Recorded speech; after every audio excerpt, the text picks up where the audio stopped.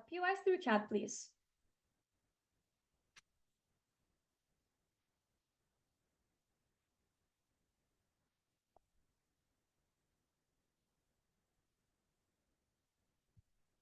Work is not just about whether or not you earn money.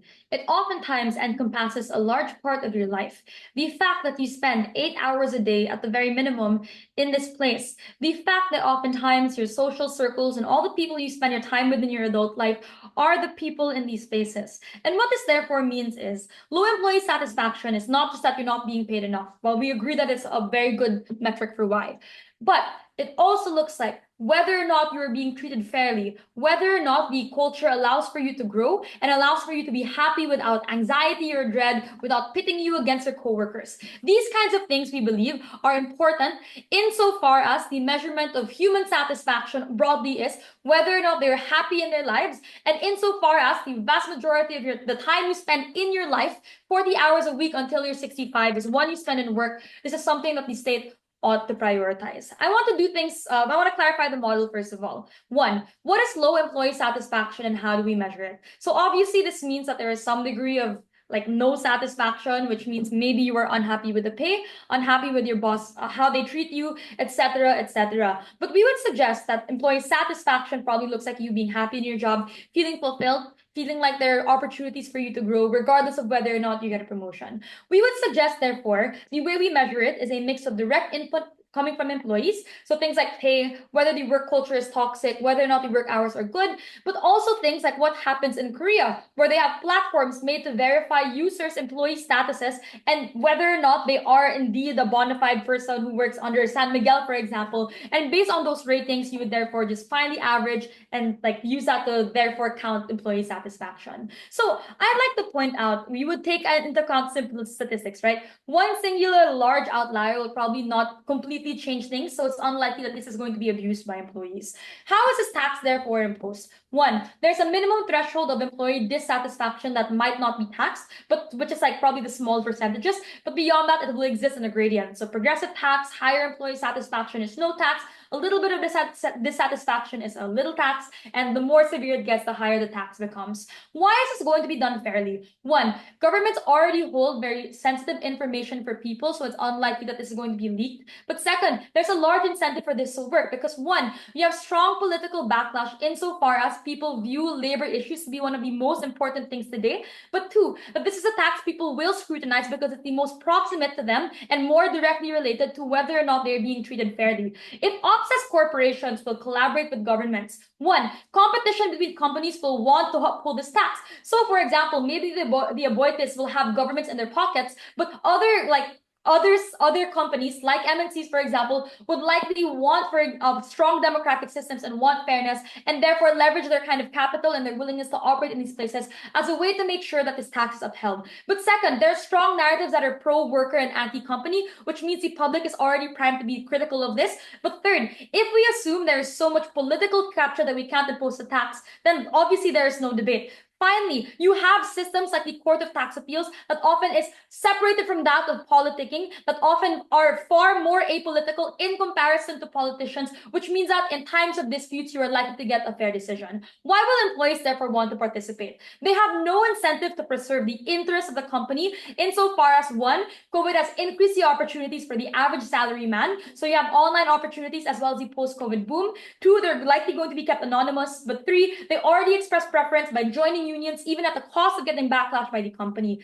Finally, AI and automation are not part of this debate because regardless of this policy, there are already large amounts of investment by Google and Meta into AI, so this motion is not the tipping point. First argument, why this is legitimate and why should the state do this? And I want to frame two problems at the top. One, in pursuit of maximizing profit for companies, employees are often left in the dust and forced into competition that is existentially scary. But two, in policy discussion, there is not an express preference in improving work environments because they are seen as extra expenses. Why should the government therefore intervene? One, the state's obligation is to protect workers' rights, and insofar as their living situation with regard to this company is an extension of that, and whether or not you can preserve that quality of life, that is just an extension of them protecting constitutional rights. Second, this is most of people's lives, as we explained in the intro. But third, productivity and public good of the state relies on them being happy in their lives, because that is where you get the motivation to work harder, the motivation to be innovative in the positions you have, because you feel like you can be empowered, you feel like you can give back to this company. But fourth, this is principally consistent with wanting to disincentivize certain actions. For example, that is the reason why we have sin tax, and that is why we, for example, want to stop certain actions that are bad. Why, therefore, do we tax? Work is all-encompassing of one's quality of life, and times in which companies fail is when governments then have to step in with the resources to fill the gap. So we would suggest through this tax, you can therefore do things like improve worker satisfaction, do things like pay for stronger labor laws to be implemented, or pay for more labor support for people who are like trying to deal with disputes. And what all of this means is the state ought to do this regardless of any kind of pragmatic change that happens in this debate, which is why we have to win on this alone. Before I go on to my second argument, I'll take the POI. Do workers in one company always come to a consensus about how they feel or how satisfied they are in their job? No, but that's why we'd encourage a lot of them to be able to share these things and find the average out, because that's how you make sure it's also not being like abused too much. Argument 2, why companies preemptively act in ways that benefit employees as a result. I want to note that tax is a tipping point for three key reasons. One, and it's so effective because it's uniquely influential to the investors and stockholders of the company. Because if they see that HR is important and the failures of HR lead to you losing a lot of revenue because you have to increase costs, they will want to invest in it. And I want to flag an implicit response. This also explains why companies just can't make employees shoulder everything because of the adverse effect of investors and stockholders losing trust in the company as a whole. Second, it's the optical incentive. Whether or not they are taxed, it shows whether or not they are a bad company. Thus, they have the incentive to do this well because the good rep also allows them to compete. Things like the large progressive trends that are growing that lead to people wanting to like patronize more ethical considerations.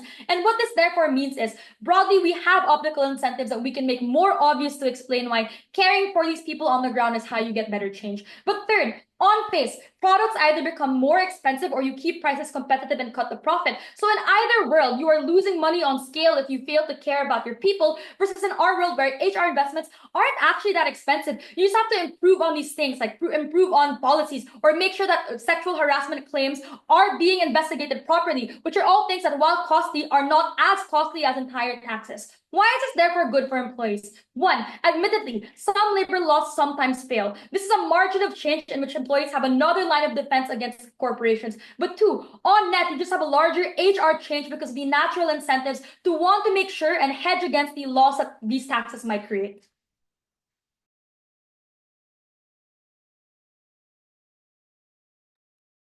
Thanks, PM. Now calling on Leader of Opposition. Here.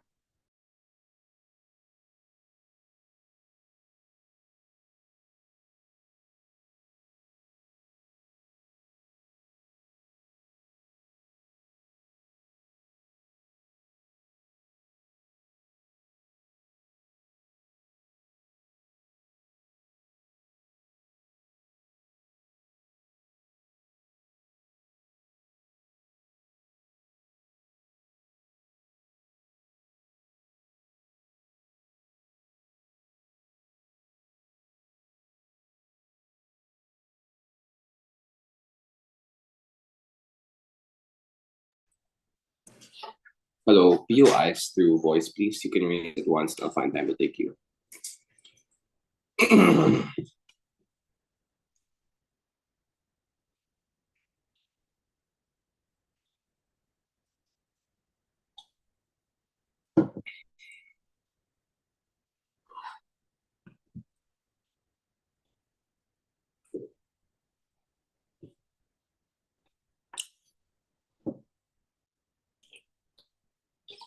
Speech starting in 5, 4, 3, 2, 1, 0.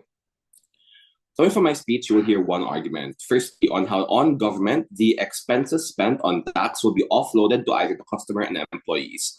Before I enter to my arguments and to my responses, 3 pieces of very important framing. Firstly are the kinds of companies we are talking about in this debate. So this usually isn't the corporate job you're in when you're in BGC and you have aircon and you have access to Grab and stuff like that, because probably these companies meet the very bare minimum for standards and worker satisfaction that the government is likely to impose. The standards that government doesn't even talk about. I would suggest that the companies that are most likely to be taxed by the government in this are companies that offer things like blue-collar work, cheap labor. For example, worst case, your boss, we consider, is probably going to hate you. These jobs are prevalent in developing countries, and people are reliant on these jobs in terms of their availability, in terms of like geographic location, but also because it's their only choice in terms of their educational attainment. Because all of these companies only relied on very simple, you didn't need to graduate high school even, for example, to be able to opt into these companies. But furthermore, understand that usually, therefore, these companies have the lowest profit margins because they're probably in the area of fast-moving consumer goods with minimal headroom. But lastly, understand that these companies, regardless of what company they are, whether or not they are healthy or not, or corporate or blue-collar, will have a very difficult time in budgeting their taxations because they don't know how much they will exactly be taxed for that fiscal year. Because understand that taxation will be heavy coming from side government. This means that the lack of certainty will lead to the reaction of this company being, in all instances, a knee-jerk reaction that is to be incurred by very vulnerable people in this debate. Secondly, understand that you're living in developing countries. Understand that these countries usually have very high corporate taxation rates. Like, for example, in the Philippines, you have a very high 27% on your net, on your not even on net profit, it's on revenue.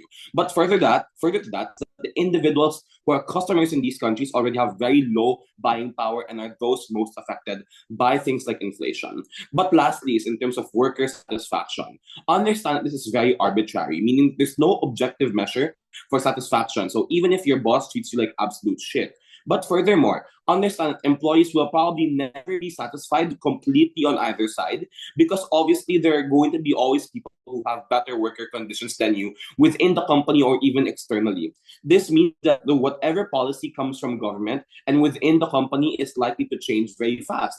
So the companies that can give you, for example, days off for days can change. But for instance, as well, they can give you things like maternity leave. And these are things that you cannot understand the satisfaction of if you don't opt into things like maternity leave. So obviously there will always be some employees who are satisfied, but because of the dynamic individual preferences of individuals, obviously it's not reliable. This shouldn't be a basis of taxes very clearly. But before I go on to my argumentation, my responses, Cheryl, take a POI. Go. If company X has dirt poor salaries, has no maternity leave, and has terrible work culture, don't you think that their dissatisfaction rate will be significantly higher than a company that is able to provide all of those things? Of course. And I don't think you should tax them higher if they're already poor and treating their customers and their workers terribly, Sam. Response is very simple. When Nessie tells you that you will get direct input from employees, understand that the input you are receiving is from each individual. So if we would suggest that it doesn't tell you a measure. It does a measure, but doesn't tell you which specific part of the company, for instance, needs to be targeted and helped. So this means that people are probably not going to be honest about these things because, hello, you don't want your bosses to hate you. This is bad for 3 reasons. Firstly, there's a dynamics within the individuals in the company. It creates tension within company staff and within the staff and the actual boss, right? So it's very difficult for you to come to a consensus, therefore, within a company to actually decide on what areas of the company to improve to be able to improve your grade to the government. This means that the high rates of taxation are probably going to be incurred for a very long time, because obviously the process takes a lot of time at best on gov, which means that the company's finances are very affected. But lastly, it means that on their side, it doesn't actually at the worst case, it means that their side isn't able to accurately measure what their outcomes are going to be. Therefore, therefore, because obviously their mechanism, I think, is very flawed. We're going to prove this on later in my argument. In the argument, therefore, then, why on government the expenses spent on tax will be offloaded to either the customer or employees? Understand that the taxation rate coming from government is going to be very high. It will have a financial impact on the company. because if it didn't have financial impact on the company, then obviously companies weren't gonna move. It's a no impact argument coming from government.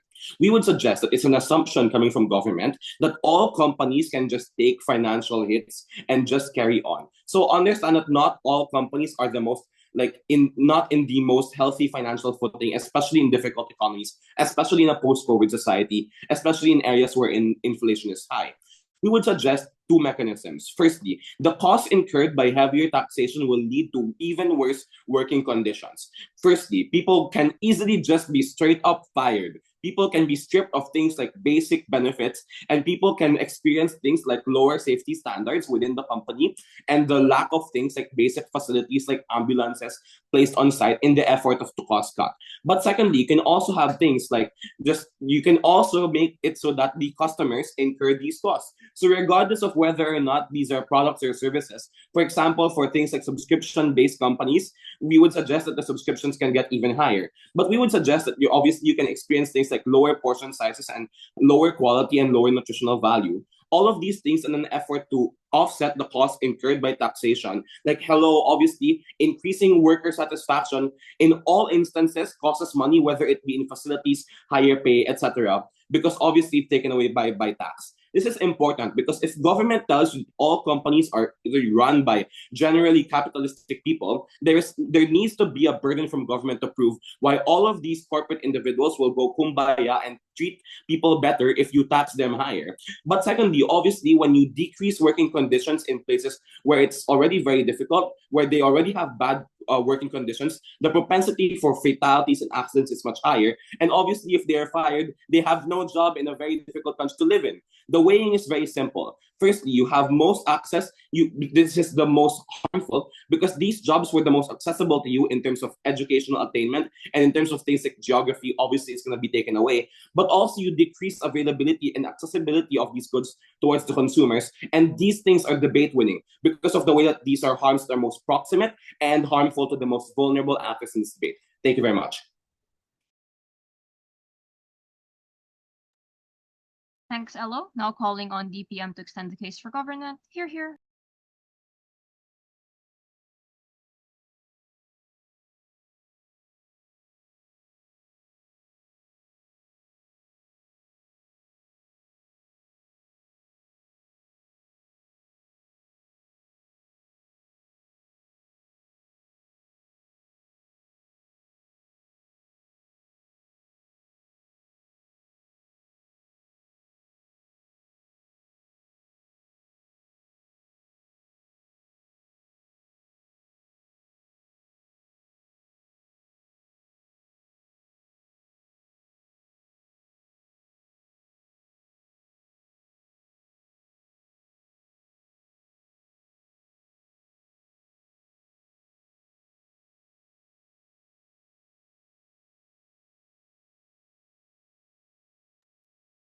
Now calling on DPM. I'm not sure if I was heard. Okay. I presume I'm visible and audible. Yes, I can see and hear you. All right. Starting my speech in 3, 2, 1. 3 things to respond to and after an extension on why it's better for the economy in the long term. Firstly, they say, and the biggest, most flippant claim on their side, is that blue-collar industries will be massively screwed over when you cannot invest in these things. The first thing I want to point out is just their very obvious lack of engagement on a large part of the economy, which is corporate work, which is often businesses that can indeed invest in HR and often does invest in HR, but is neglectful of many millions of people in the economy. These are important because 1, they have significant market and capital influence in society. Number 2, often these are the ones which can get away with these kinds of things by covering it up, etc., because they've had a policy to do so with many of these corporate environments. They literally leave out like 50% of the debate, which means they already lose out already from first speech. But secondly, let's engage on the even if.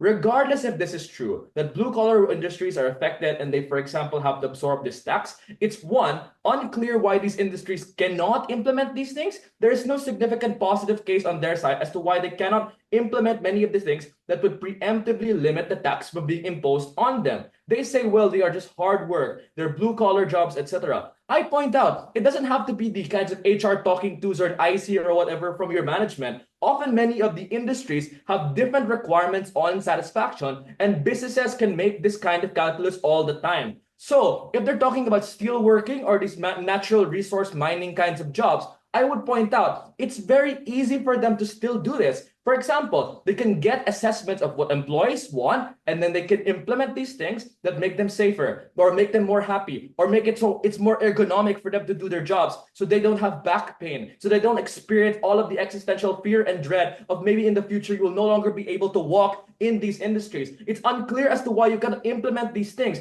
especially in the most vulnerable industries that they explain. But thirdly, let's even more. Regardless if they're set at a house, if certain industries or businesses get and absorb this tax, it is better for these workers. Why? Because now we introduce market competition and alternatives in many of these industries that are indeed entrenched, like the blue-collar work industries like steelworking and natural resources. Because the problem is that they're very entrenched due to historical entrenchment and economic entrenchment in the past, like for example in the rail industry in the United States. Now, when you have a tax penalty, now it's more likely that they cut costs, like experience, cuts in their margins, for example. They're a less lucrative business, which is why they're more likely to have competitors that can rise up, which means that the workers can lateral and go to other competitors that are likely to treat them better, get them better benefits, etc. The conclusion of this first response is that we win on blue-collar workers, because I explained that this is better on vulnerability and we weigh on vulnerability, insofar as their side doesn't even explain why they can benefit these people, but we explain is that we introduce competition and introduce direct incentives for them to care, where otherwise they could just assume that a blue-collar worker is not smart enough to care about HR, but often still experiences back pain, often still experiences existential dread.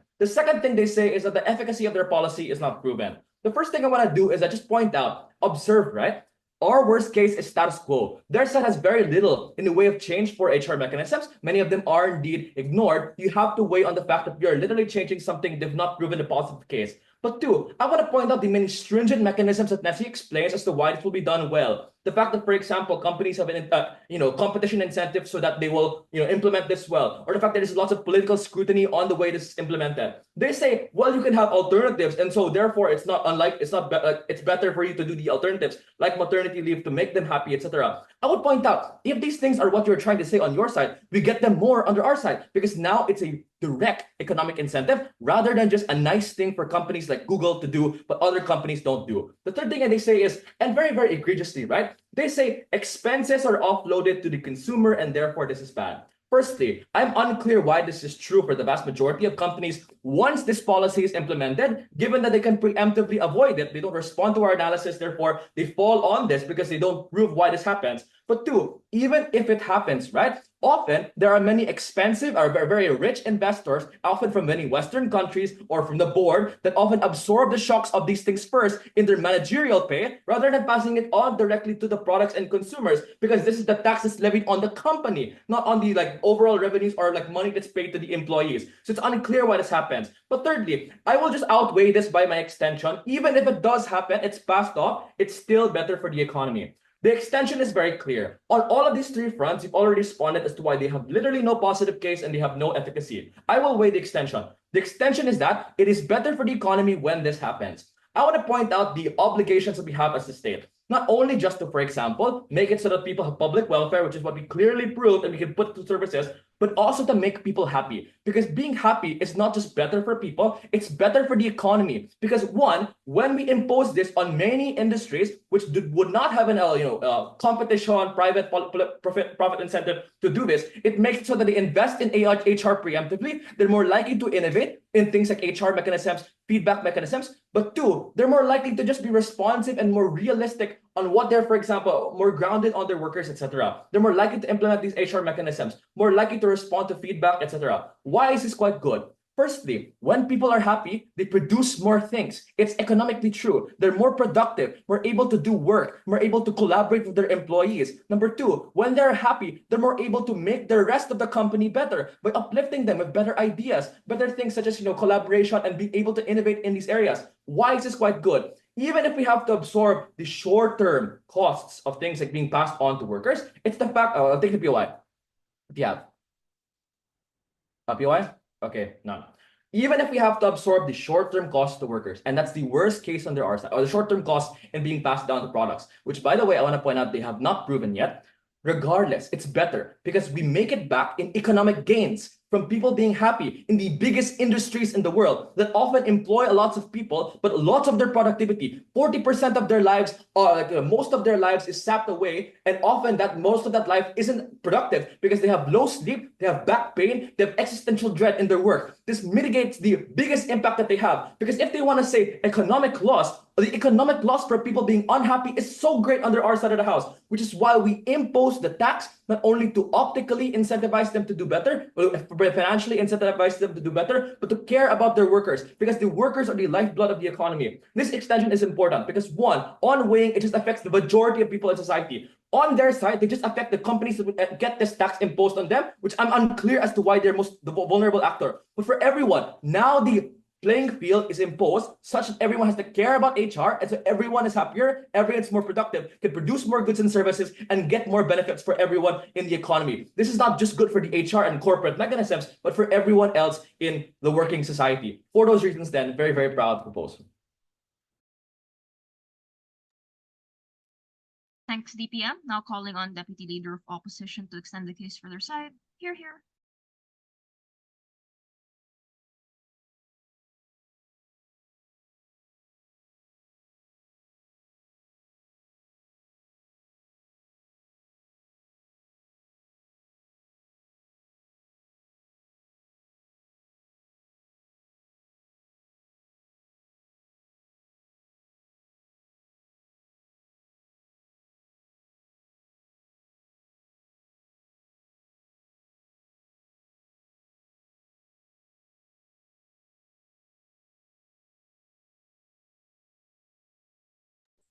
Hello, good morning. Am I both visible and audible?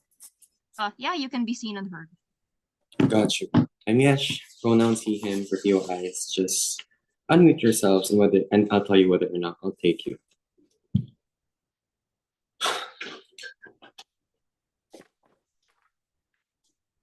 Starting in 3, 2, 1. Don't believe government side that argues through intuition. Of course, workers deserve rights. Of course, you want better companies. Of course, you want people to be happy. The problem is that we have to be realistic and consider a lot of other variables than just saying companies are bad. Only opposition is realistic. I'd like to respond then to the main question of how do we make companies better?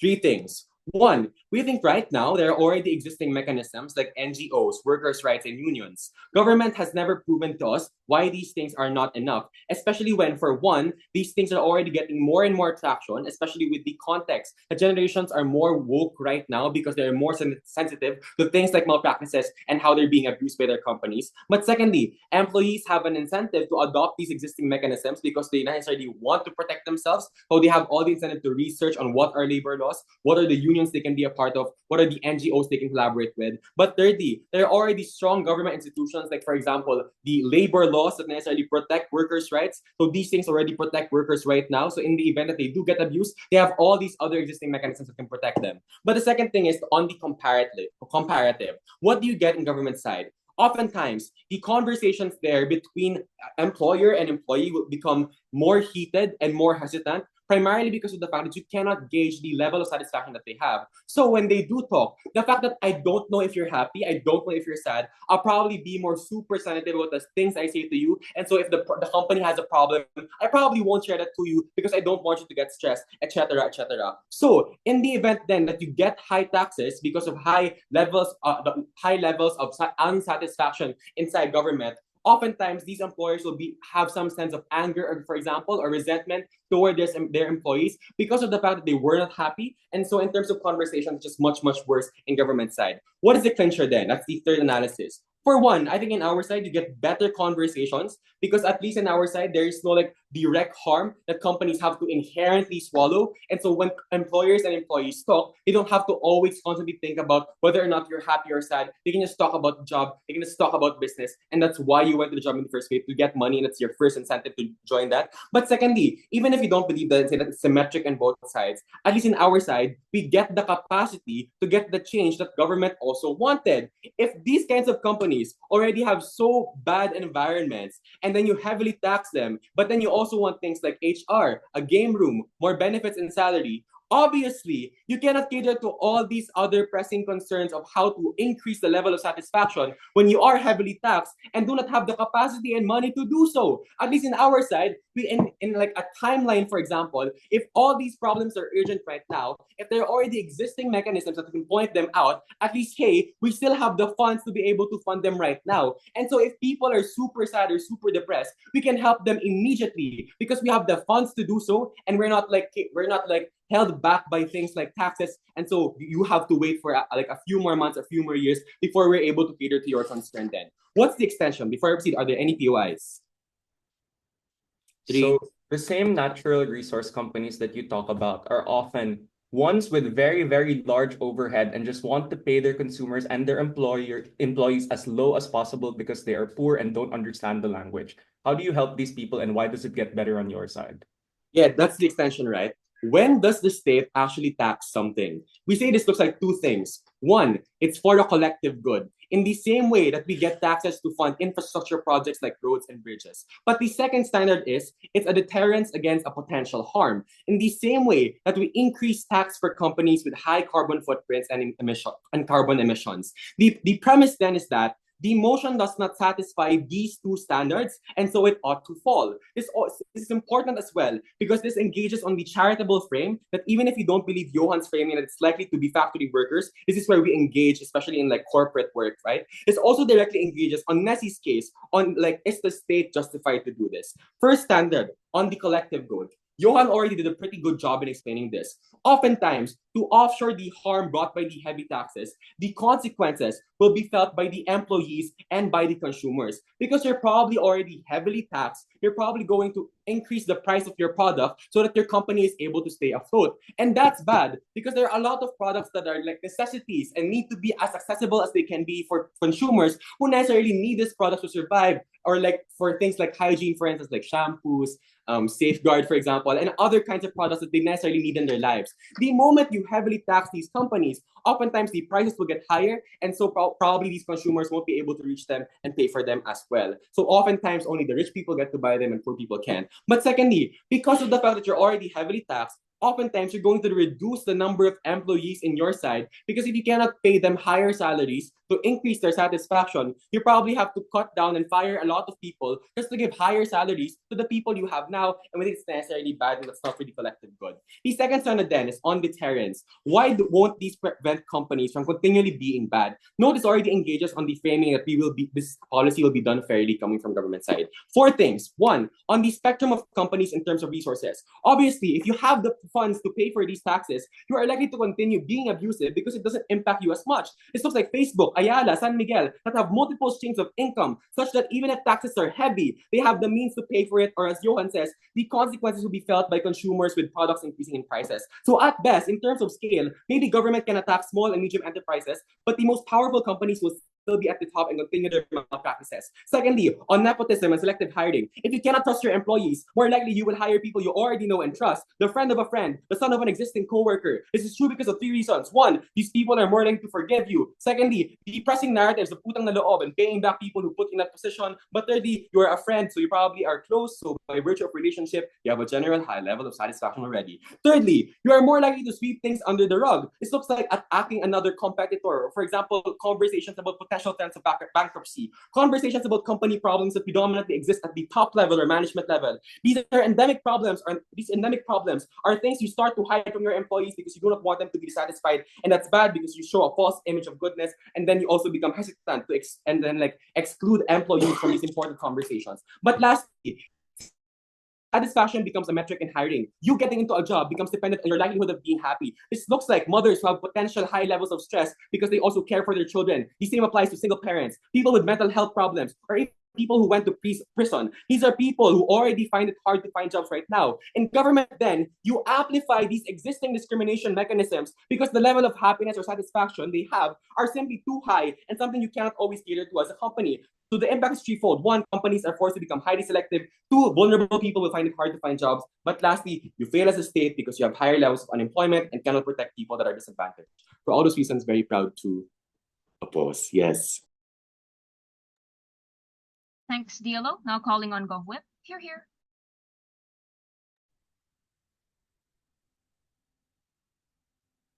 Hello, am I audible and visible? Yes, you can be seen and heard.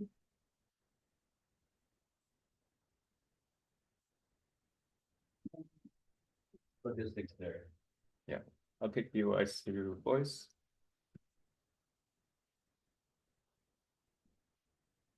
Start in 3, 2, 1. If you believe all of opposition's claims completely 100%, they at most prove that status quo exists. That is, that they are fine with how things are currently working, indicating that even if you believe all of their claims, their best case is literally our worst case, status quo. Clarifications. 1, there is a tension in their case.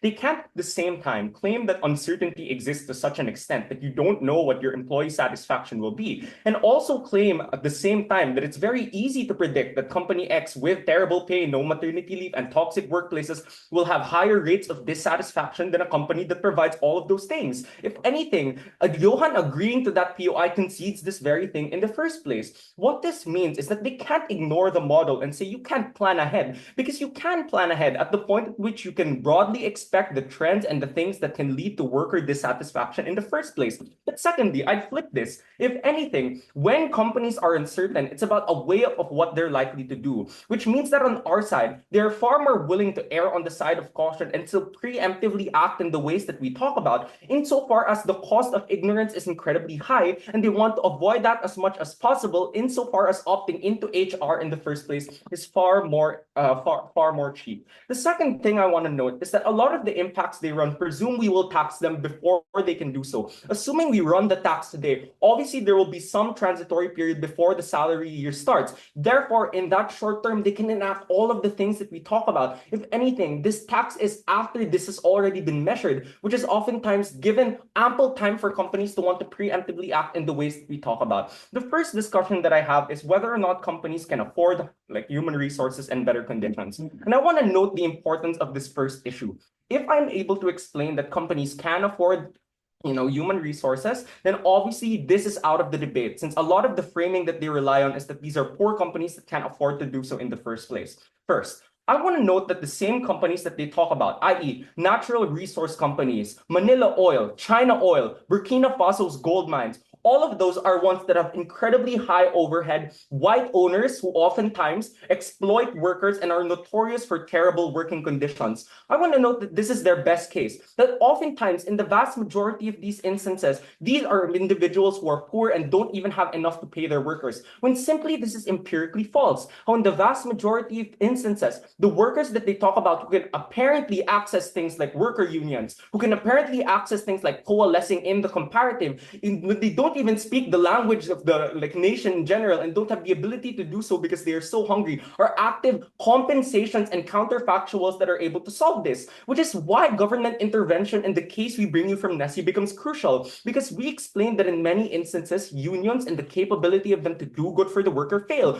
for a whole host of reasons. Many people don't want to go to unions. Many people are afraid to do so because they believe the company will backlash on them, which is why the government needs to intervene on behalf of them. Many of them don't speak the language and are exploited. Many of them have their passports taken away from them. And it's only in a world wherein the government directly intervenes and has that socio-political monopoly over them that we're able to convince them to work in that way. So obviously these companies can afford it. But even if it's about a way up of whether or not they're willing to invest in better HR and better working conditions instead of investing in things like tax and shouldering it in the first place. And if it is true that the tax is as damning as you talk about, then obviously all of the incentives sway towards our side, where they preemptively act in ways to prevent employee dissatisfaction in the first place. The second thing that I want to note is Simply not expensive. Listen to the things that we list out. Ensuring that there are ergonomic positions that ensure that people don't have to deal with back pain. Ensuring that in the vast majority of instances, you actually have working safety equipment so that you don't see your coworkers and your friends die on the mines. Ensuring that in the vast majority of instances, there's equal dialogue between the employee and the employer that is enough to make them feel heard and happy within their current situations.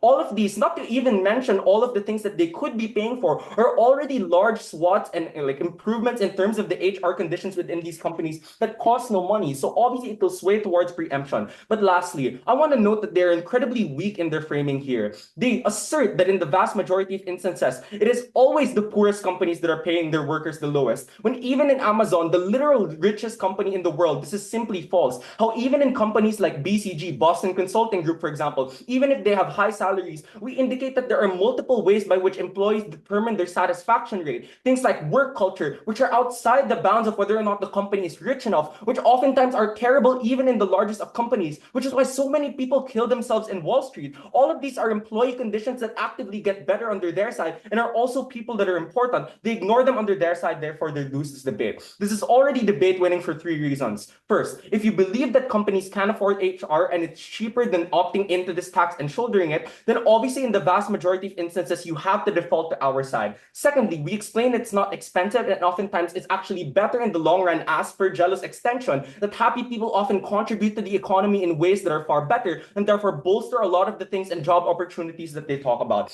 But thirdly, we simply explain why their case and their impact of giving like pregnant women jobs have no teeth. Insofar as doesn't matter whether or not they have a job, insofar as they'll have that either way, we explain that it just gets far better under our side. I'll take a POI before I go on. 3, 2, 1.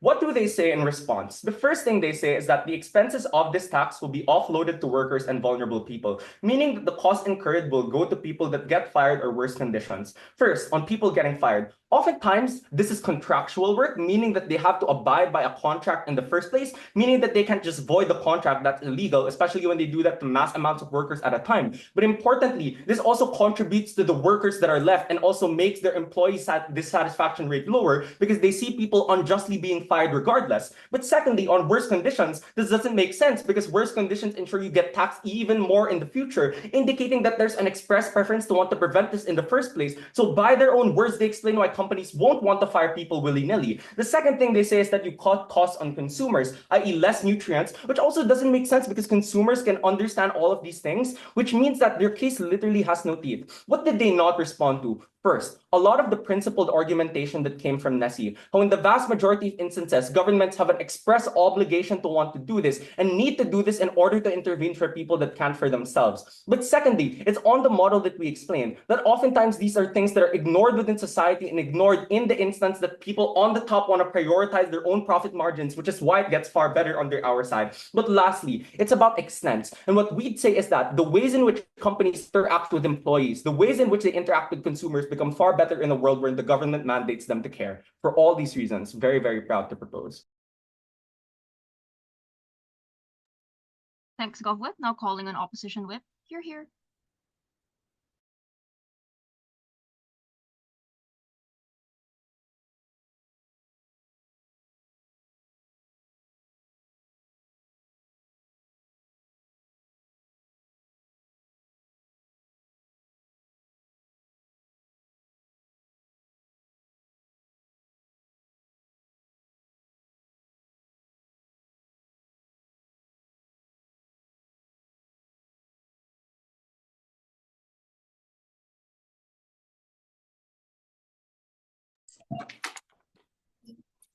Pia, is your voice?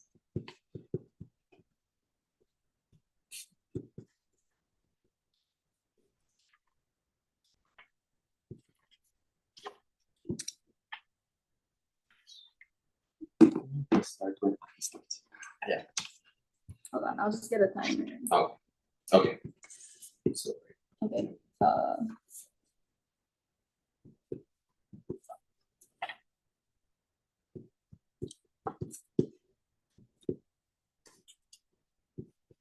Okay. Sorry. 3, 2, 1. Government loses because they bank on the idea that people can be happy in their jobs when there's always reasons for them not to, when there's always employees in higher paying companies and higher paying jobs that you can always compare yourself to so that you're never happy. We say that happiness is not a fair metric for which to put these taxes on. The first issue I want to talk to you about is how will companies react, and this is like the likelihood of mechanisms that were presented in the debate. The first thing I want to clarify, however, is who are these companies that we're talking about and why are they likely to be the frame that we posited? Crucially, how can you say a company has low satisfaction? Probably when the majority of employees experience low satisfaction, they don't tell you the likelihoods for why people in high-paying jobs are majority lowly satisfied or people who are unsatisfied in the majority of instances. We give you many, many likelihoods for why this is likely to be blue-collar work, people who have bad working conditions, because the majority of people within those areas and within those companies are likely to be unsatisfied. This is why it's the realistic frame. They don't engage in that, but we engage on their entire frame anyway, towards the bench. Why is this important? Government gives you a ton of impacts, and just by rules of debating, if they don't give you equally substantial mechanisms for these impacts, you can't necessarily accept these impacts at face value. The first thing we want to talk to you about is that government assumes that companies will just listen to you. They only their only mechanism for measurements is things like employee surveys, which Johan already tells you is unreliable.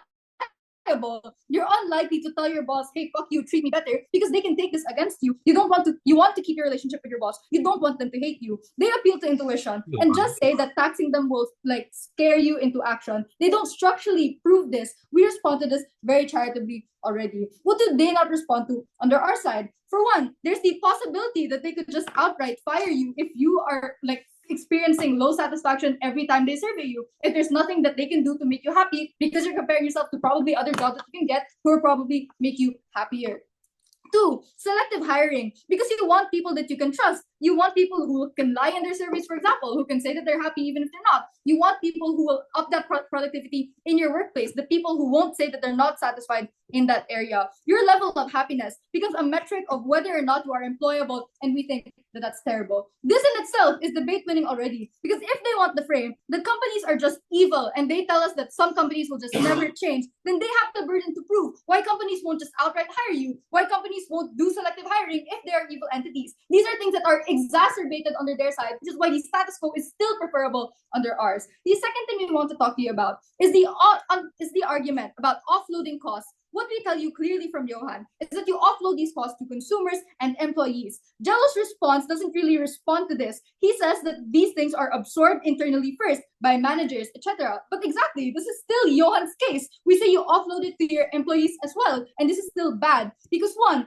how can you be productive if you're incurring more payments and have overall more stress? Because these are things that are offloaded to you. Obviously, companies want to cost cut. They say this in government as well. But two, employee relations change. The environment of work changes when some people are incurring more costs than others. When some people are absorbing more costs than others because you don't want to give it equally to your employees, like Jello says, or you don't want to give it to consumers, so you make higher level ups, for example, take these payments instead. By the end of this, they don't necessarily disprove why this doesn't happen. And we think this is bad for the productivity of the company. It's bad for the overall satisfaction of the employees. This is debate winning because this affects productivity greatly. If you go to their frame, it still works. If you want to go talk about the highly paying companies, for example, companies that are not blue collar work, etc., you still offload costs to employees because you want to be accessible to your consumers. You want to have competitive pricing in a market in the competitive market, like Jello tells you. So you want to have the lowest paying cost for the lowest price, for example, for your product. So you offload it to your employees instead, and this is still bad for your productivity. Before I move on, POI. Despite the fact that we proved they will do this well with incentives and not assertions, we explained as well that many companies have the incentive to, compete with other companies in HR and innovate. It's unclear as to why they will just absorb the cost. It's much cheaper to innovate in HR rather than to have a tax imposed on you. What we're saying is the incentive on government is not enough, because what you do is you cut the capacity of governments to address these incentives. What we tell you is that in status quo, you give them the ability to address these incentives, so the incentives work in status quo, but once you move out of status quo and go to their frame, that's where it doesn't work. This is the second issue. The issue is this legitimate? And this is where we weigh the impacts. What they talk to you about is productivity. Note that government wants this too, where the entire speech talks to you about people being happy, and this is what will make them work better, this is what gets gets you like productivity. So this is their main goal as well. They say better HR and the changed work environment, but this is not realistic. They don't illustrate this. Even if they argue it perfectly, say, for one, we the change incentives, because this is not likely on their side, because as they concede, there's commonly no consensus of satisfaction. Some people can be happy, some people can not be happy. The incentive or like the satisfaction necessarily changes over time. You can be happy now, but you can be like sad tomorrow, stuff like that. So the incentive only changes when majority are happy, when majority are sad. Given this, then what they have to do is either one, go with our realistic frame of blue collar work where the majority are sad, majority are dissatisfied, or minimize their impact significantly, because there's no pressure to take this action when there's still like 2/5 of your company, for example, who are still happy. The 2/5 that you can like focus on instead, because they can like give you the benefits of the company even if you don't focus on the other 3/5 who are probably sad. For example, the second thing that we said is that at worst, incentives are symmetric. You hear from Jello already that they can do this too, regardless of what kind of company you are, then sure. The third thing is the most important, is that we have changed capacity. Crucially, this is the most important. For one, to address satisfaction, you need money. You need to buy them like transport services. You need to give them benefits. These things cost money. What you do when you tax them higher is that you like crucially take away their ability to do these things. For two, we think the incentive is directly affected, the capacity is directly affected by incentive, but the incentive isn't necessarily directly affected by your capacity. This is why the capacity is the most important thing, because this is what will lead you to work on those incentives. The incentives don't necessarily matter to you if you don't have the capacity to do them anyway. Three, status quo is preferable, because the status quo mechanisms of accountability, like they say, that you want to keep save face, for example, as a company, you don't want people to quit, for example, this only happens but these stop working when capacity is cut, which is what you do in government. Sam says that this isn't true because there are companies with bad working conditions that do have the capacity. But these companies also do not change on their side. It will also cost you if people leave, if unions protest against you like constantly. It's already expensive to hate your employees now. It's unsure why this changes. So at worst, this is symmetric. What we tell you is for the companies like that do take these things into account, the companies wherein this does matter, this is where you change them better. It's not expensive though. Sorry. Thanks, Opwith. Now calling on Op Reply. Here.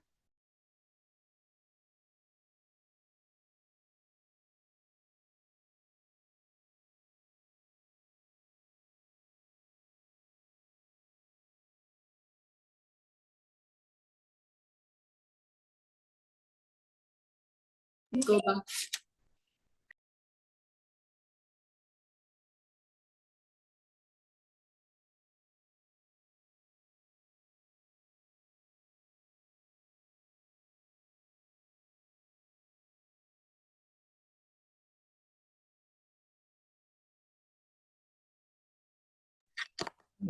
Am I both visible and audible? Yeah, you can be seen and heard. Got it.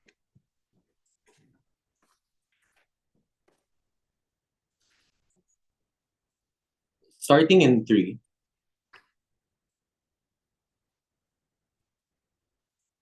2,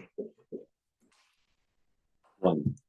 Your level of satisfaction should never become a metric of whether or not you get a job and get money to provide food on the table for your families.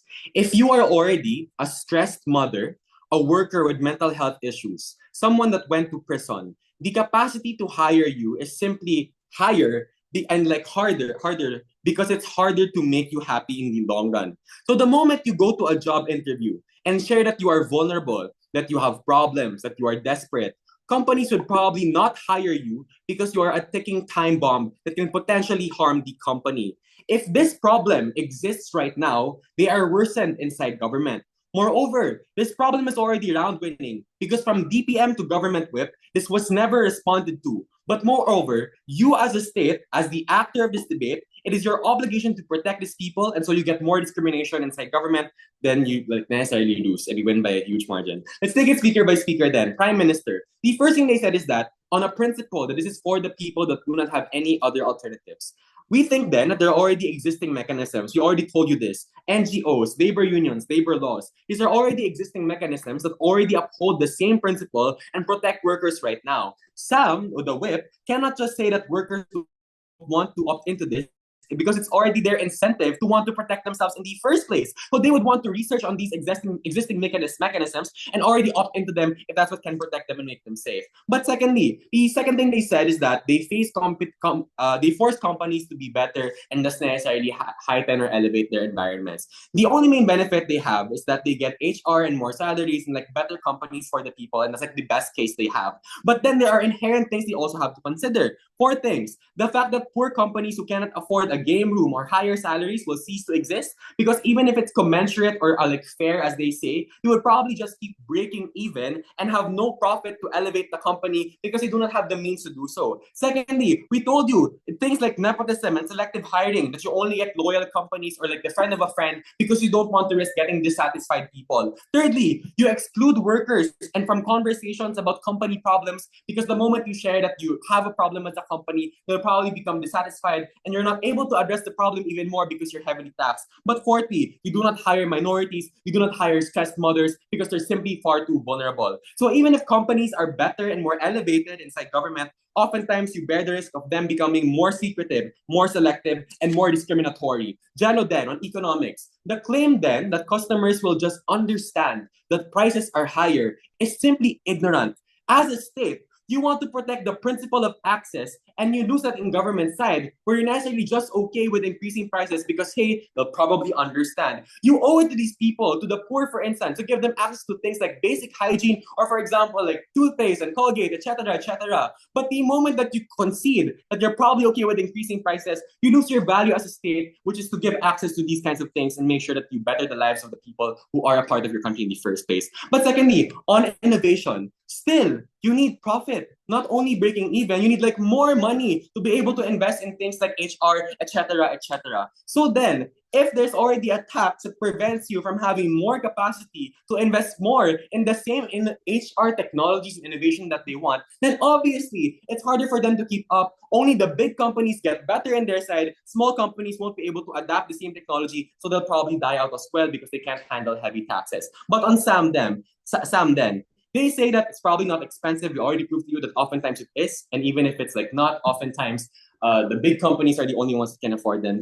Poor companies will like find it harder to afford that. But then thirdly, on competition, right? Oftentimes the big companies will still dominate because if they can pay the taxes, they can still abuse you, right? So if you have already a lot of streams of income and you have the means to be able to afford these taxes, you probably won't change anything. Chair, realize that from leader of opposition up until opposition whip, we proved to you that satisfaction is oftentimes arbitrary and unquantifiable. It's precisely because of that reason that we cannot trust this. For all those reasons, very proud to oppose. Thank you.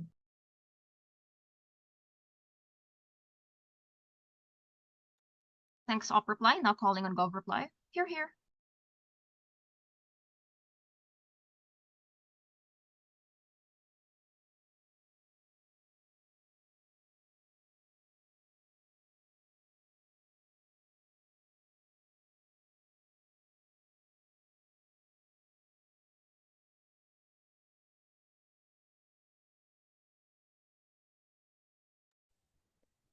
Let me just fix my timer.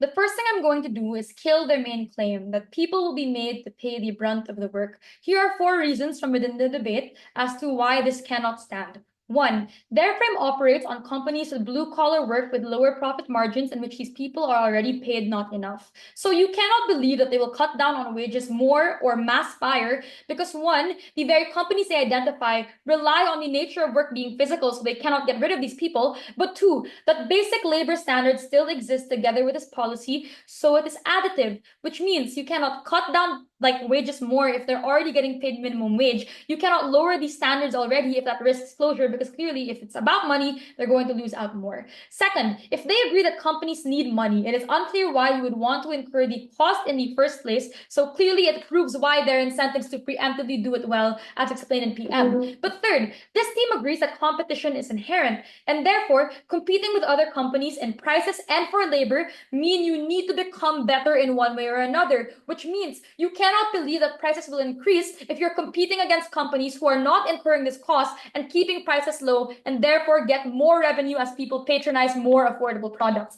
But fourth, the large degree of offloading only happens in times in which these companies fail to meet employee satisfaction, which we explained they'll be hedging against, which means it is not the vast majority of instances, it is not societal failure as they explained. Then, second, their other claim is this kills companies that need the money. First thing to point out is, we explain it's progressive, so it's about extents. We are okay with bankrupting the ones who will actively violate your human rights. We are okay with taking some of the profit of those who are just not that good. Second, this proves precisely why they want the hedge, because if they are existentially afraid of their company closing down and all of their money being lost, they would not want to do these things that would risk them, therefore getting taxed to a high degree. But finally, I want to ask, do we want to preserve companies that actively harm individuals on the ground? And the simple intuition pump here is, we do not preserve administrations that harm people. That is why we like to elect new officials, even if it might be risky, because we recognize that there's real and apparent and sure harm in keeping with status quo. It is the same to this degree,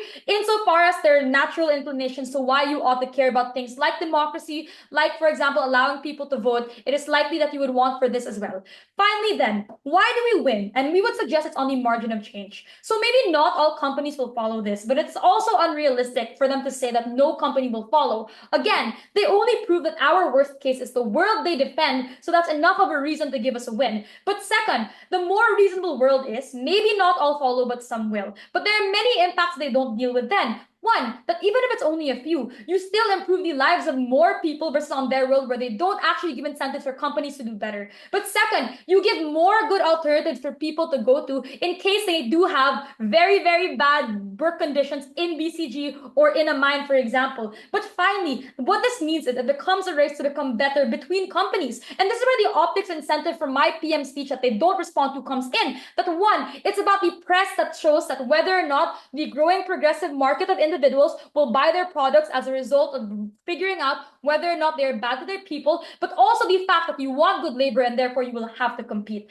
Finally then, I'd like to point out with regards to margin of change that they ignore one big mech at PM, that this is taxes, which means that the government now has the money to offset the kinds of harms they explain. So you can spend that on welfare programs, you can spend that on improving labor laws or improving the implementation, or the fact that this money just isn't going to be collected and sit in a box. This is literally taxes, and this is where we can care about the pregnant women that they talk about. So I would suggest, if some companies should not collapse, then governments would want to do something for it, and we give them the ability to affect it while ruining or adjusting the profit incentives of those that will harm people in their world. It's quite simple. In the short term, maybe there's cost, maybe some companies don't take it seriously. But if you take the long term and they are correct, other companies learn from the mistakes of those that die and therefore want to do it better. On the principle, they claim happiness is too subjective of a standard. We would suggest that's why people vote, so I don't know why that's something that's inherently bad. And on ultimately, no clear response as to how they defend people is why they have to lose this debate.